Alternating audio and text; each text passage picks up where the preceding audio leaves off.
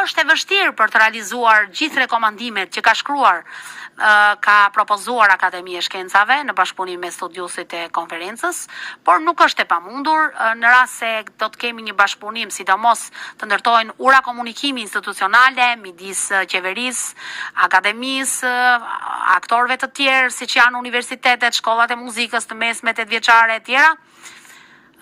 Shkencëtar të muzikës, studius, opinionist, gazetar të kulturës, pra të përfshihet gjithë rebusi, rjeti i art bërësve dhe i art përcjellësve në Shqipëri, pse jo dhe artistët, muzikantët, interpretët.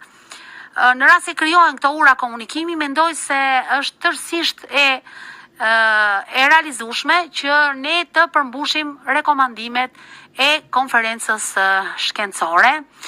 Duhet jemi realist që ende kultura konsiderohet një luks në Shqipëri, por megjithatë besoj se gjenden mjetet e duhura në radhë të parë shpirtërore, dëshira për të bërë diçka në këtë fushë, e pastaj edhe institucionale dhe financiare. Mendoj që edhe vetë shteti duhet të krijojë një organizëm i cili të ndihmojë muzikën shqiptare jo thjesht me burimet e veta financiare, por të qaset edhe tek burimet ndërkombëtare, sepse ka mjaft kompeticione, ka mjaft fondacione kulturore edhe nga bota, nga Europa, nga Amerika, të cilët kanë mjetet e duhura financiare për të ndihmuar në krijimin e veprave,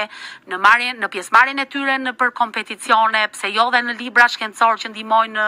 zhvillimin e muzikës. Këto mendoj se janë tërësisht realizueshme, thash, vetëm janë gjëra që vijnë vetëm përmes komunikimit dhe të kthimit të muzikës në një opinion të ditës, sepse e theksoj, muzika është një domosdoshmëri, jo vetëm si profesion, por është një domosdoshmëri si mision edukues, argëtues, si mision pastrues, që është një art që ruan higjienën shpirtërore të njerëzit dhe mendoj që kemi shumë nevojë për mirësitë që na ka dhënë muzika e brez pas brezi, kemi nevojë ta përcjellim këtë art.